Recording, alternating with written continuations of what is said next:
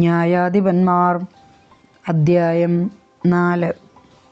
ദെബോറായും ബാരക്കും.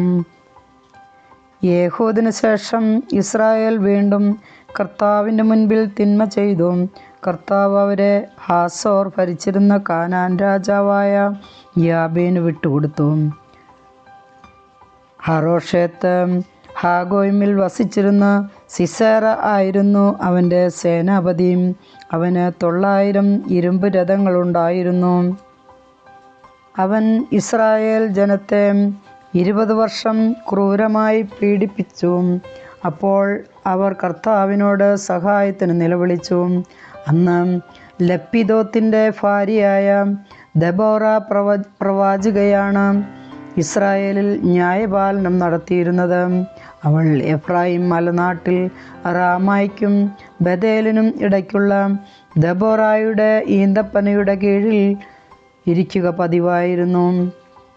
Israel ജനം വിധി തീർപ്പിനു വേണ്ടി അവളെ സമീപിച്ചിരുന്നു. അവൾ അബീനോവാമിൻ്റെ മകനായ ബാരഖിനെ നഫ്താലിയിലെ കേദേശിൽ നിന്ന് ആളയച്ച് വരുത്തി പറഞ്ഞു, ഇസ്രായേലിൻ്റെ ദൈവമായ കർത്താവ് നിന്നോട് ആജ്ഞാപിക്കുന്നു, നീ നഫ്താലിയുടെയും സെബൂലൂണിൻ്റെയും ഗോത്രങ്ങളിൽ നിന്ന് 10,000 പേരെ താബോർ മലയിൽ അണിനിരത്തുക. രഥങ്ങളോടും സൈന്യങ്ങളോടും കൂടെ യാബീൻ്റെ സേനാപതിയും സിസേറ കിഷോൻ നദിയുടെ സമീപത്ത് വച്ച് നിന്നെ എതിർക്കാൻ ഞാൻ ഇടയാക്കും. ഞാൻ അവനെ നിന്റെ കയ്യിൽ ഏൽപ്പിച്ചു തരും.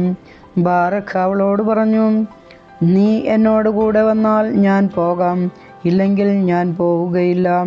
അപ്പോൾ അവൾ പറഞ്ഞു, ഞാൻ തീർച്ചയായും നിന്നോടുകൂടെ പോരാം.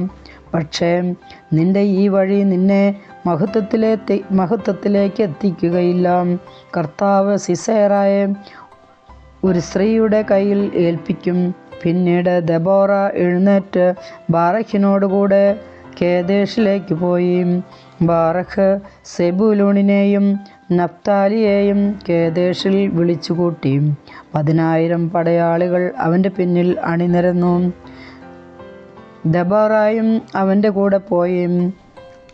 കേന്യനായ ഹേബെർ മോശയുടെ അമ്മായിയപ്പനായ ഹോബാബിൻ്റെ വംശജരായ കേന്യരെ വിട്ടുപോന്ന് കേദേശിനടുത്ത്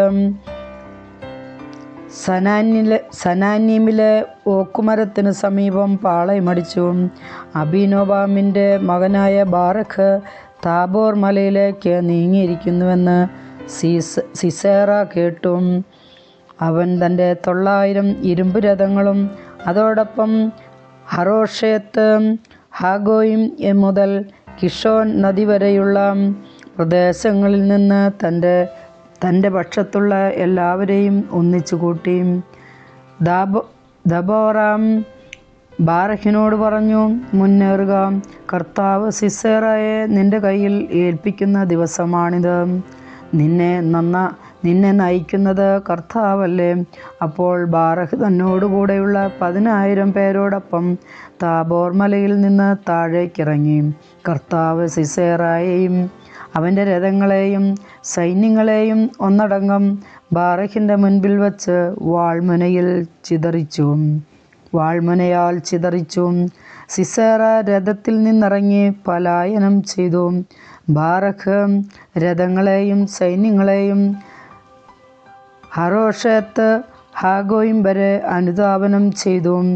സിസേറയുടെ സൈന്യം മുഴുവൻ വാളിനിരയായി, ഒരുവൻ പോലും അവശേഷിച്ചില്ല. സിസേറ കേന്യനായ ഹെബേറിൻ്റെ ഭാര്യ ജായിയേലിൻ്റെ കൂടാരത്തിൽ അഭയം പ്രാപിച്ചു. കാരണം അക്കാലത്ത് ഹസോർ രാജാവായ യാബീൻ കേന്യനായ ഹെബേറിൻ്റെ കുടുംബവുമായി സൗഹൃദത്തിലായിരുന്നു. ജായേൽ സിസേറയെ സ്വീകരിക്കാൻ വന്നു. അവൾ പറഞ്ഞു, ഉള്ളിലേക്ക് വരൂ പ്രഭോ, എന്നോടുകൂടെ അകത്തു വരൂ, ഭയപ്പെടേണ്ട. അവൻ അവളുടെ കൂടാരത്തിൽ പ്രവേശിച്ചു. അവൾ അവനെ ഒരു കരിമ്പടം കൊണ്ട് മൂടി. അവൻ അവളോട് പറഞ്ഞു, എനിക്ക് ദാഹിക്കുന്നു, അല്പം വെള്ളം തരിക. അവൾ തോൽക്കുടം തുറന്ന് അവന് കുടിക്കാൻ പാൽ കൊടുത്തു. വീണ്ടും അവനെ പുതപ്പിച്ചു. അവൻ അവളോട് പറഞ്ഞു, കൂടാരത്തിൻ്റെ വാതിൽക്കൽ നിൽക്കുക.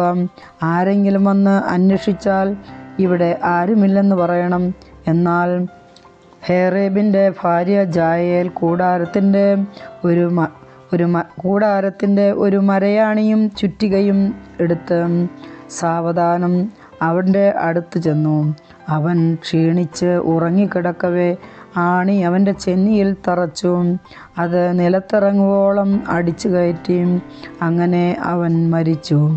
ബാറക്ക് സിസേറായെ പിന്തുടർന്നു വന്നപ്പോൾ ജായേൽ അവനെ സ്വീകരിക്കാൻ ചെന്നു. അവൾ അവനോട് പറഞ്ഞു, വരിക, നീ അന്വേഷിക്കുന്ന മനുഷ്യനെ ഞാൻ കാണിച്ചു തരാം. അവൻ അവളുടെ കൂടാരത്തിൽ പ്രവേശിച്ചു. സിസേറ ചെന്നിയിൽ മരയാണി തറച്ച് മരിച്ചു കിടക്കുന്നത് കണ്ടു. അങ്ങനെ ആ ദിവസം കാനാൻ രാജാവായ യാബീന് ദൈവം ഇസ്രായേൽ ജനതയ്ക്ക് കീഴ്പ്പെടുത്തി. കാനാൻ രാജാവായ യാബീൻ നിശേഷം നശിക്കുന്നതുവരെ ഇസ്രായേൽ ജനം അവനെ മേൽക്കുമേൽ പീഡിപ്പിച്ചുകൊണ്ടിരുന്നു. കർത്താവിൻ്റെ വചനം.